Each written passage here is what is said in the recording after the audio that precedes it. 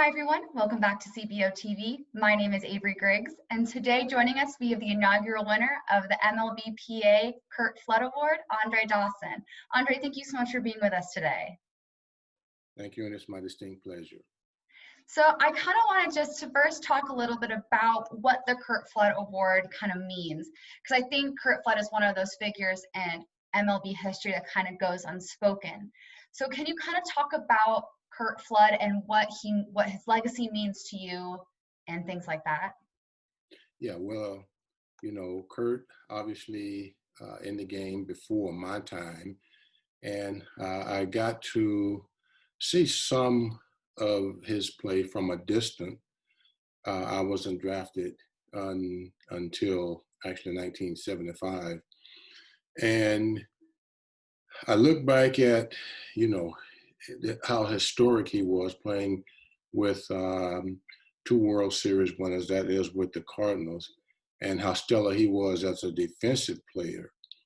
But what really jumped out at me was how he changed the course and the history of the game itself by sitting out and challenging the reserve clause. And that was something unthinkable. But he had a belief, and he wanted everyone involved in the game to know exactly what was going on. It, in a sense, really ruined his career.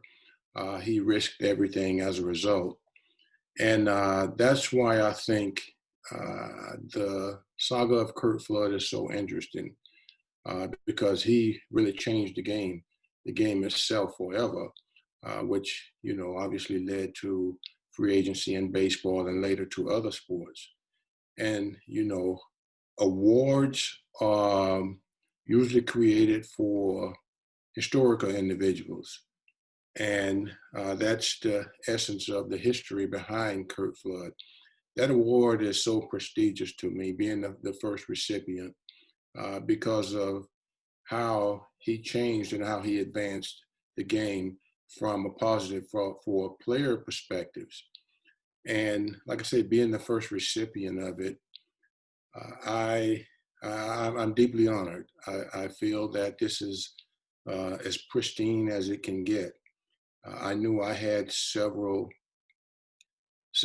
things in the game itself that led to maybe some sort of an advancement, or kind of maybe adding on to what Curt Flood, what historically his accomplishment and achievement brought to the game. And I just look at the award again in a sense that for me it's a phenomenal achievement, and I put it up there with a lot of the accomplishments that I have, honors that I have received in the game itself. So the MLBPA described you as an individual who, in the image of Flood, demonstrated a selfless, long-time devotion to the Players Association and the advancement of players rights. So kind of tell us about your story. You have a very fascinating career, very long career. You were drafted, like you said, in 1975. Can you tell us a little bit about, playing with the Expos and what eventually led to your career with the Cubs? Well, I spent the first 10 years of my career in the Montreal organization, and I felt honestly that I wanted to wear one uniform the entirety of my career.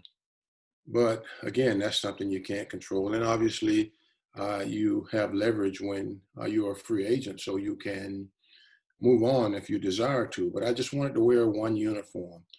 And in realizing after 10 years, the damaging effect that the AstroTurf could have, and being confronted with collusion for the very first time, I tended to wonder, well, where am I going to go from here? The writing appears to be on the wall. I do have some leverage to move on, but do I want to stay as an Expo? And the sad part of that was that we sat down to negotiate, and their offer to me was a cut and pay after 10 years and being a free agent. And I felt that it was so tough for them to get a free agent to want to come across the board and play in Canada. And I was one of their farm grown products. And it was a slap in the face, obviously. And I felt that, well, okay, that's going to be their initial offer, and we're going to negotiate from there. Well, they took a stance, and they weren't going to budge with their stance. It called for, again, a $200,000 cut in pay. And I still felt optimistic, but going into the off season, there still was no movement. And I just I had to look in the mirror. And at that point, it got to be about pride and principle.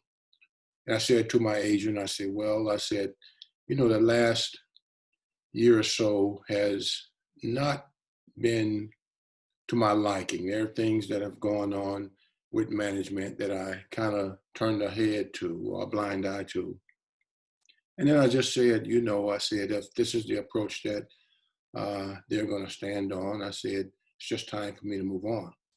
And I didn't know verbatim that you wasn't going to be able to negotiate with other ball clubs.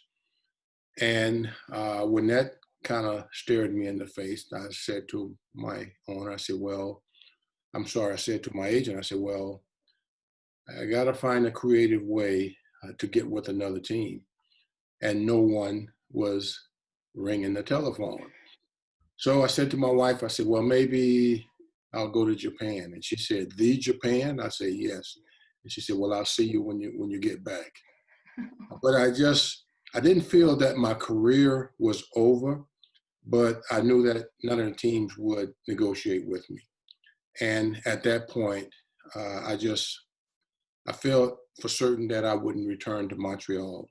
And if that meant the end of my career, well, I had 10 wonderful years to look back on. So my agent gave me a call, and he wanted me to meet him out in California at his home. And he said to me, I've been thinking, and I want to run something by you. It might not sync real well with you right away, but give it some thought. And I didn't know where he was going to come from. And he looked at me and he said, we can go out to Arizona. He said, I know you want to play in the National League on a natural playing surface. And my thought process is the Cubs. He said they still have the nucleus intact of an organization that won it 4 years prior. And they're in the National League on a natural playing surface. Another preference for me was Atlanta because it was closer to my home. So he said, we can go out to Arizona. They're already in spring training. And we would be unannounced, obviously. But what we would take with us is a blank contract. And I stared at him. And I said, a blank contract. I said, okay. I said, so that means that they would have to fill in the blank and pay me, obviously, what they think I'm worth. And that's when it really hit home with me that it wasn't a monetary issue anymore. It was about getting to where I wanted to be, which was Chicago. And if that was going to be the best route, so be it. So we go out, we show up in Arizona. The general manager at the time, he was kind of ecstatic because it kind of caught him off guard. And I said to him, I said, Mr. Green, I said, I want to present this proposal to you, have your legal people look it over, and I'm going to leave it on the table for 24 hours. And then I'm going to go to West Palm Beach and I'm going to do the same thing with the Atlanta Braves. I said, I didn't come out here to negotiate with you. I just want you to fill in the blanks and make me a Chicago Cub. And he didn't know what to make of it. His response was, Mr. Dawson, he says, I do have to let my legal people look over this. He said, however, I need to warn you, I have young players that I need to give a look, and they deserve the opportunity to go out and play. I said, that is understood. I said, but I still feel that I can help this organization. And sure enough, from that point, we left, and I flew back to Miami. My agent went back to California. And I got a call from the Cubs the next day. And it was the general manager, Dallas Green. And Mr. Green said, I know you was just out here. He said, I'm sorry We looked over the proposal, and the best offer that we can make you is $500,000, which was $500,000 less than what Montreal was offering. And I said, Mr. Green, I said, that's fine. I'll accept it. And he got quiet. I didn't hear anything for about 20 seconds. And I finally said, hello. And he said, I'm here. Can I call you back in about an hour? So I knew what that was all about because he wasn't supposed to make me an offer. I think he made the offer for me to refuse, but being generous to it just made it be known that at least we did make an offer.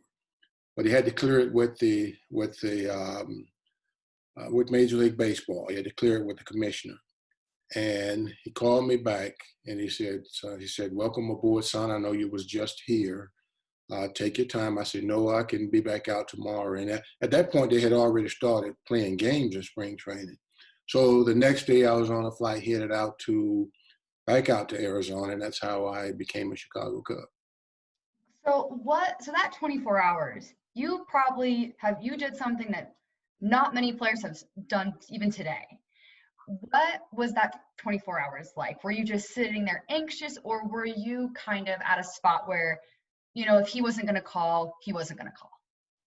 Well, actually, I was making preparations to go to West Palm Beach because I was going to do the same thing with the Atlanta Braves. And I didn't honestly think that he was going to give me a call back because he wasn't supposed to make me an offer, or they weren't supposed to negotiate with me. And I, for whatever reason, I just told my wife, I said, well, I'm going to make the drive an hour and a half up to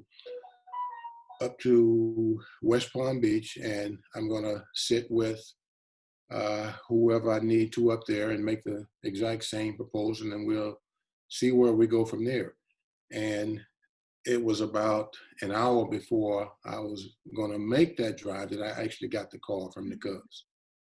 That's such an incredible story. Your career is just your career and your legacy are just one for the books, obviously. Just to kind of take the edge off all the very stressful decisions that you had to make, what was it like being an all-star, playing in all the all-star games and becoming a Hall of Famer in 2010? The All-Star game was unique in that you got to play the game at that stage with the elite in the game. And I say elite because obviously they were the best players in the game. And for one particular day, you all come together. You got the opportunity to meet the president. He would come through the clubhouse and shake and congratulate everyone. And then you had the game itself. And I played in 8 of them. And each and every one I looked forward to because of the uniqueness about it. And for me, I never really played the game with the idea of making the Hall of Fame. I set goals very early. I just wanted to play 15 years. And I realized that was a far and remote dream because the average lifespan is only 4 years. So I just said to myself, if I can play that long, then I can call it a career. Well, by year 15, I, said to myself, I, still have a lot of baseball left in me. Do I keep going? And that's the main thing. If you start thinking about retiring, then it's time to retire. But I still wanted to play the game. So by career end, I had 20 years under my belt. And then you start hearing the rumors about, are you a Hall of Famer? Did you do enough to make the Hall of Fame? And I looked at a lot of the numbers of players in the Hall of Fame, and I said, that's a pretty good chance that can happen. And it took 9 years before I was able to get in. It did lose a little bit of the luster over the years. But I look back at my career, and then when I got that call in 2010, that January, first Tuesday in 2010, I said to myself, well, I guess my career has come full circle now. And that was one of the more phenomenal moments. I can't really describe enough what the emotions was like when I got that call from the president of Baseball Writers Association, and he welcomed me aboard as that year's inductee into the Hall of Fame.